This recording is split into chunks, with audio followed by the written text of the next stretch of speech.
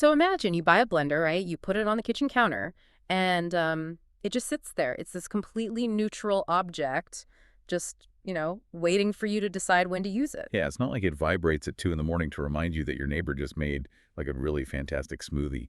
Exactly. But you look at the smartphone in your pocket, and, well, that neutrality is just completely gone. I mean, we are carrying around these devices that are engineered to actively hijack our nervous system. It's sense. It really is. And welcome to today's deep dive.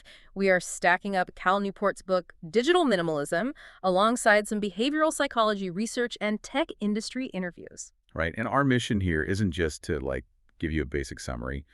We want to really critically analyze the logic, the math, and the underlying assumptions behind his claims. Yeah, we're really getting into it. So what's the core gist here? Well, the primary takeaway he pushes is that we need to abandon this maximalist view of technology. That's the idea that, oh, any tiny potential benefit makes an app worth downloading. Right, like I might need this one day syndrome. Exactly. And instead, he argues we should intentionally select only the tools that actually serve our deepest values. Wow. And to get there, he suggests executing this really strict 30-day digital declutter. A 30-day reset, which, I mean, to understand why we'd even need something so drastic, we have to look at his diagnosis of the problem. Because Newport claims, you never consciously signed up to stare at a screen for 4 hours a day. No one does. Right. Instead, we're stuck in this engineered, totally lopsided arms race against our own brains. I mean, trying to fight off smartphone algorithms with just sheer willpower, It's like bringing a water pistol to a laser fight. Yes, exactly. And, the supplemental interviews we looked at really validate how lopsided that fight actually is.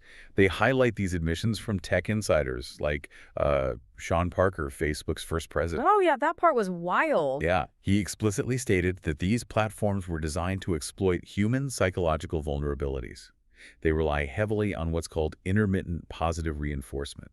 Which is basically the slot machine effect, right? Like you pull the lever or, pull down to refresh your feed, and you have no idea if you're going to get a reward. Right, the reward being a new notification or a like. Exactly. And that unpredictability is the specific mechanism that just keeps your brain totally hooked. Which really reframes that whole maximalist idea we had mentioned earlier. Like, we used to assume that having access to every single app just meant ultimate freedom. Yeah. But Newport really convincingly argues it's actually an attention trap. It's designed from the ground up to just harness your focus for profit.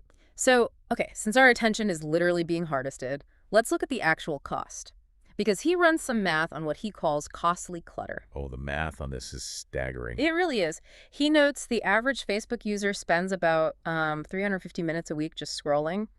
But if you only use it for targeted minimalist reasons, like, say, just checking a local events group, it takes maybe 20 to 30 minutes. Which is an 11 to 17 times reduction in time spent. Yeah, it essentially means the average person is losing almost a full 24-hour workday every single month, just to aimless scrolling. Just gone. Exactly. And he frames this massive loss through the philosophy of Henry David Thoreau, treating your time as your absolute most valuable currency. He even points to the Amish as a model for intentional technology use. Okay, see, here's where I have to push back on that logic a bit. Because comparing a hyper-connected modern professional to Thoreau, a guy just hanging out alone in a cabin in the woods, or to the Amish, it feels deeply flawed to me. No, I agree. That is a massive limitation of his argument. Because the Amish model, it really functions purely because of strict communal rules and geographic isolation. Right, which most of us don't have. Exactly. That does not map onto an independent worker today. I mean, many professionals literally require digital networks to eat and pay rent. The comparison assumes this level of total autonomy over our work environments that most people just simply do not possess. And because modern workers literally must stay connected, his advice to entirely cut out casual social media interactions just seems a bit severe. Right. He introduces this social media paradox. Yeah, where he claims that clicking like on a photo degrades human connection down to just a single one-bit piece of information. The psychological mechanism he's pointing to there is that a digital like strips away vocal tone, body language, context. It's just a binary 1 or 0. Right. So it tricks your brain into feeling social, but it starves you of actual emotional nourishment, which ultimately just leaves you feeling lonely.